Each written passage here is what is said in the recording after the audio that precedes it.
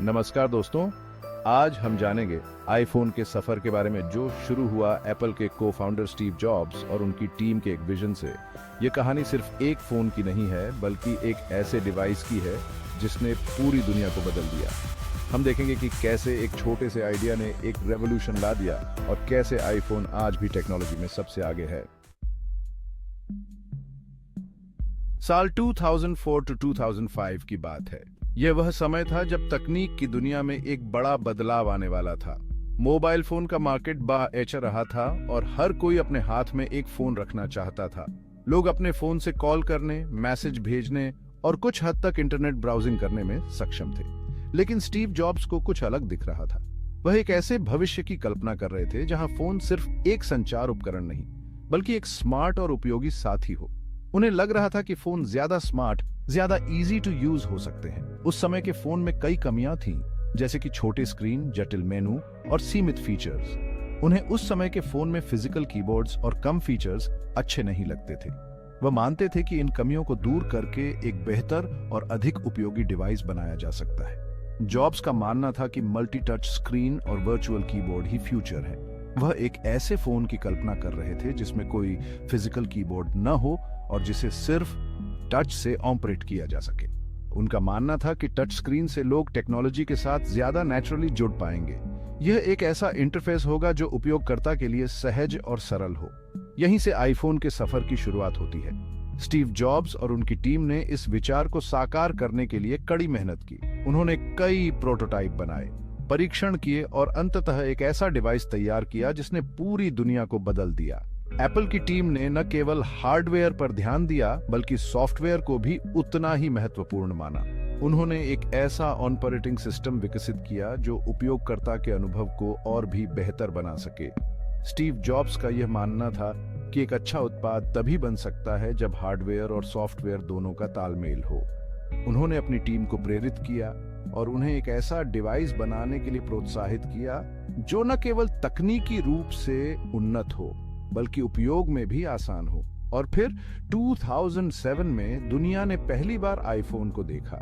यह एक ऐसा डिवाइस था जिसने मोबाइल फोन की परिभाषा ही बदल दी।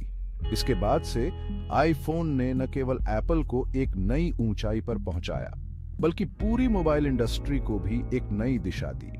आईफोन के इस सफर की शुरुआत 2004 to 2005 में हुई थी, लेकिन इसका प्रभाव आज भी महसूस किया जा सकता है। यह एक ऐसा उत्पाद है जिसने तकनीक की दुनिया में क्रांति ला दी और उपयोगकर्ताओं के जीवन को सरल और स्मार्ट बना दिया। साल 2006 आते आते एप्पल ने छुपके से प्रोजेक्ट पर्पल पर काम करना शुरू कर दिया। यह एक ऐसा प्रोजेक्ट था जिसे पूरी तरह से गुप्त रखा गया था और केवल कुछ चुनिंदा लोग ही इसके बारे में जानते थे। इस प्रोजेक्ट का उद्देश्य था एक ऐसा स्मार्टफोन बनाना जो न केवल तकनीकी रूप से उन्नत हो, बल्कि उपयोगकर्ताओं के लिए भी बेहद आकर्षक और उपयोगी हो। यहाँ इंजीनियर्स और डिजाइनर्स की एक टीम दिन रात एक ऐसे फोन को बनाने में लगी थी जो सबसे अलग होगा। इस टीम में दुनिया के कुछ सबसे बेहतरीन दिमाग शामिल थे जो अपने अपने क्षेत्रों में विशेषज्ञ थे। वे सभी एक ही लक्ष्य के लिए काम कर रहे थे, एक ऐसा फोन बनाना जो न केवल एप्पल के लिए एक बड़ी सफलता हो, बल्कि पूरी दुनिया में स्मार्टफोन उद्योग को बदल कर रख दे। इस प्रोजेक्ट का गोल था एक ऐसा फोन बनाना जो देखने में भी सुंदर हो और यूज करने में भी बहुत बढ़िया हो। डिजाइन टीम ने कई महीनों तक विभिन्न डिजाइन विकल्पों पर काम किया, हर छोटे से छोटे विवरण पर ध्यान दिया। वे चाहते थे कि फोन का हर हिस्सा, चाहे वह स्क्रीन हो, बटन हो या फिर फोन का आकार, सब कुछ उपयोगकर्ता के अनुभव को बेहतर बनाए।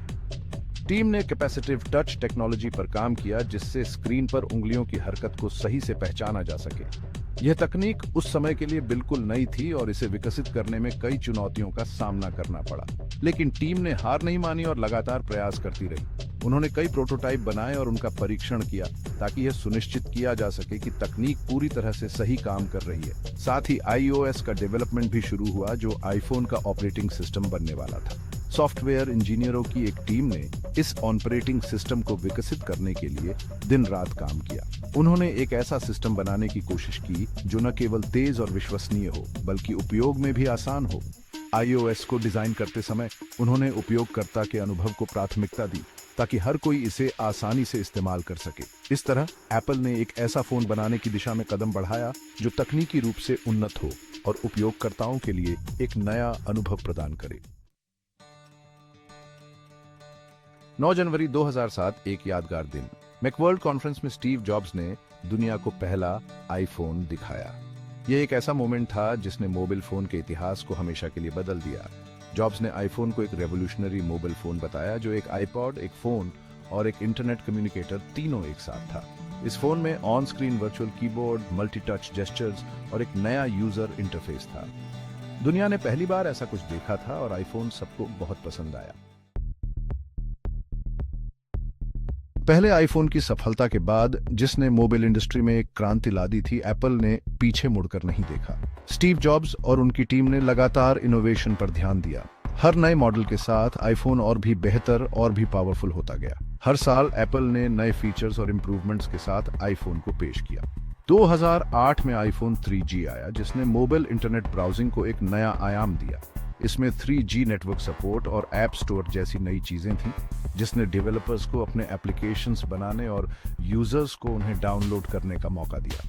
2010 में आईफोन 4 ने रेटिना डिस्प्ले और फेस टाइम वीडियो कॉलिंग जैसी नई टेक्नोलॉजीज से दुनिया को रूबरू कराया। रेटिना डिस्प्ले ने स्क्रीन क्लैरिटी को एक नई ऊंचाई पर पहुंचाया। 2011 में आईफोन 4S के साथ सिरी वॉइस असिस्टेंट ने लोगों को एक नया तरीका दिया अपने फोन से बात करने का। सिरी ने वॉइस कमांड्स को मेन स्ट्रीम बना दिया। हर नए मॉडल के साथ कैमरा, प्रोसेसर, डिस्प्ले और बैटरी लाइफ में इंप्रूवमेंट होता गया।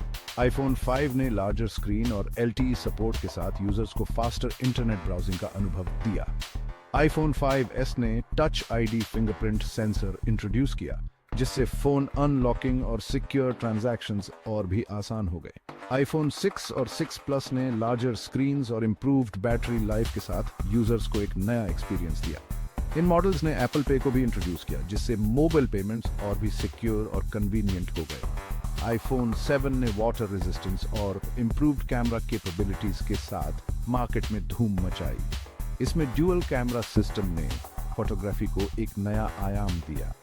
आईफोन X ने फेस ID और edge to edge OLED display के साथ एक नया स्टैंडर्ड सेट किया। फेस ID ने फेशियल रिकॉग्निशन टेक्नोलॉजी को मेन स्ट्रीम बना दिया। आईफोन 11 ने ट्रिपल कैमरा सिस्टम और नाइट मोड फोटोग्राफी के साथ यूजर्स को और भी बेहतर फोटोग्राफी एक्सपीरियंस दिया। आईफोन 12 ने 5G सपोर्ट और सेरामिक शील्ड टेक्नोलॉजी के साथ ड्यूरेबिलिटी और स्पीड में एक नया स्टैंडर्ड सेट किया। आईफोन 13 ने improved battery life, better camera features और A15 बायोनिक चिप के साथ परफॉर्मेंस को और भी बेहतर बनाया। आईफोन 14 ने advanced camera system, promotion display और इवन बेटर बैटरी लाइफ के साथ यूजर्स को एक और भी बेहतर एक्सपीरियंस दिया। हर नए मॉडल के साथ आईफोन ने टेक्नोलॉजी और इनोवेशन के नए स्टैंडर्ड सेट किए। एप्पल का कमिटमेंट टू एक्सीलेंस और यूजर एक्सपीरियंस ने आईफोन को दुनिया का सबसे पॉपुलर स्मार्टफोन बना दिया है। आईफोन का सफर सिर्फ नए मॉडल्स तक सीमित नहीं था। एप्पल ने लगातार नई टेक्नोलॉजीज में इन्वेस्ट किया और उन्हें आईफोन का हिस्सा बनाया। A सीरीज चिप्स ने आईफोन को जबरदस्त परफॉर्मेंस दी। कैमरा टेक्नोलॉजी में हुए बदलाव ने आईफोन को एक बेहतरीन कैमरा फोन बना दिया। iOS के हर नए वर्जन के साथ नए फीचर्स, बेहतर सिक्योरिटी और इंप्रूव्ड यूजर एक्सपीरियंस मिलती रही।